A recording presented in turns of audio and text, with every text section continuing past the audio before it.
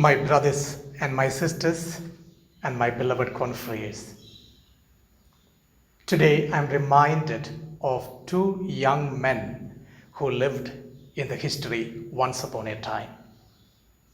One is Alexander, popularly known as Alexander the Great, and the other is Jesus Christ. Alexander wanted to conquer the whole world, and he claimed to have conquered it.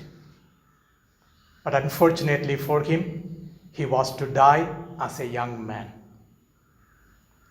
It is said, before his death, he called one of his confidants to him and told him, "When you carry my dead body to the cemetery, put both of my hands outside the coffin so that the world will know that Alexander, who conquered the whole world, did not take anything with him into the grave.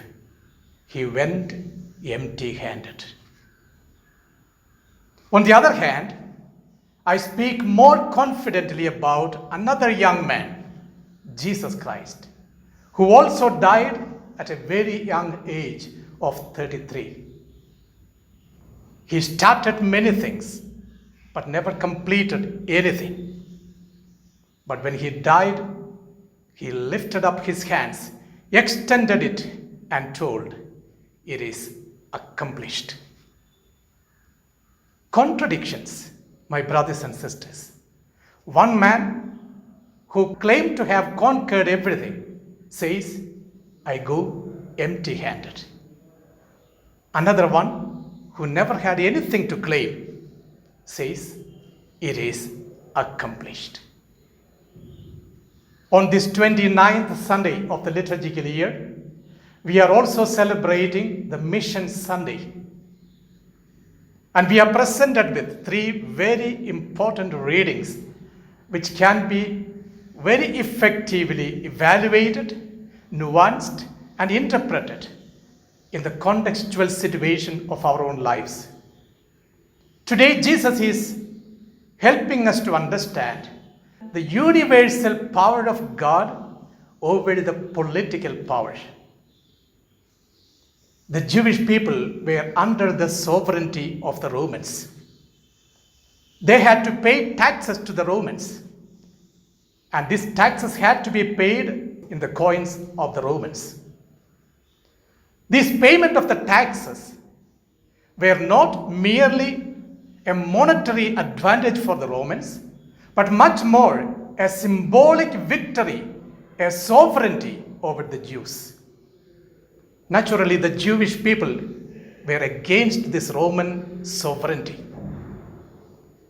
They decided to fight against it, but were unable to fulfill it. But today, they wanted to trap Jesus, who had been saying so many things against them in parables. For that, they get the help of the Herodians, who supported the Romans at that time. So a fundamental question is raised to Jesus today. Is it right to pay taxes to Caesar or not? If Jesus says, "You shall not pay taxes to Caesar," he would be against the Romans. If he says, "You shall pay taxes to Caesar," he would be against his own people.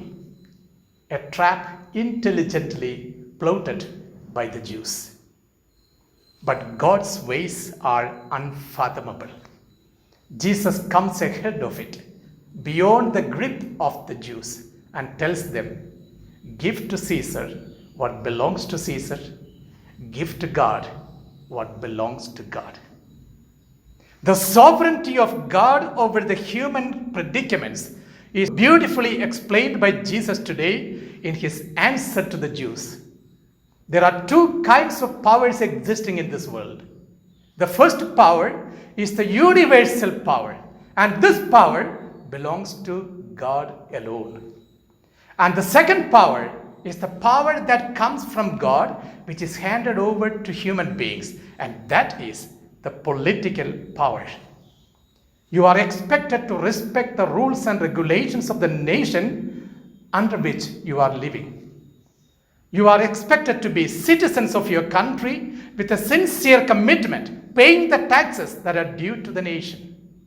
But on the other side of it, you are also expected to know that you are under the universal power of God. This universality of the mission of God is the reason for the celebration of the Mission Sunday today. In the first reading from the book of Isaiah, we are presented with this picture of the universality of God.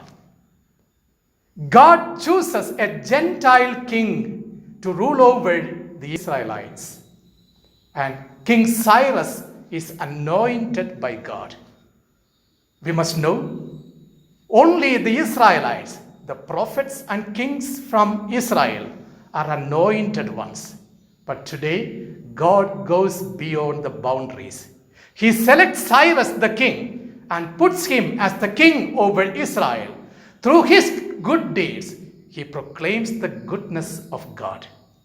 God is universal. There is no gender difference. There is no caste difference. There is no difference between the nations. He is a universal king over every human being. And that is precisely the reason why St. Paul in his letter to the Thessalonians tells the people of Thessalonica, together with Silvanus and Timothy, I greet you, my brothers. I appreciate you for your work of faith, labor of love, and steadfastness of hope.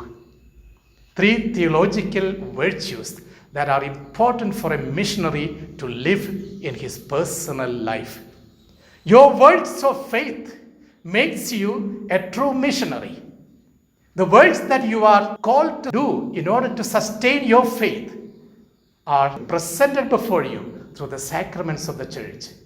Receiving the sacraments, living in accordance with it, living in accordance with the teachings of the church, you proclaim the work of your faith. Secondly, in accordance with this faith that you hold for yourself, you are also called to have a labor of love. The consequence of our faith is the action that we do in love for the good of the humanity. Mission Sunday normally reminds us of a remote country, perhaps countries which are very poor, where people suffer. But Mission Sunday today is reminding each one of us of the necessity to have a good will towards every human being. Mission work today can be done in love in my family. The charity that I show towards my wife, my husband, and my children can be a missionary activity of love. But the extension of the help that I do towards the poor people around me, especially in this time of the pandemic, can be a great sign of my missionary love for the other. Maybe a contribution of a day's meal, a mask that you give to someone else, a help that is extended at the time when a person is sick. All these are the labor of your love. The steadfastness of your hope in God's providential care for you is the one that sustains you to live your life in hope. Today, when we are celebrating this Mission Sunday, we are called to look into our own very selves and ask the question, am I willing to accept the universality of God's power over me? Secondly, am I able to understand the power that is given to the political leaders of my country who are guiding and animating my country, respecting my nation? Am I able to respect the other? And thirdly, am I a missionary in my own living context, living the work of faith, the labor of love, and the steadfastness of hope?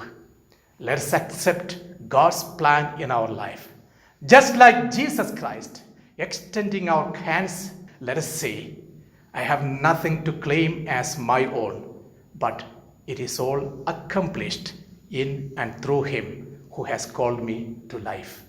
Amen.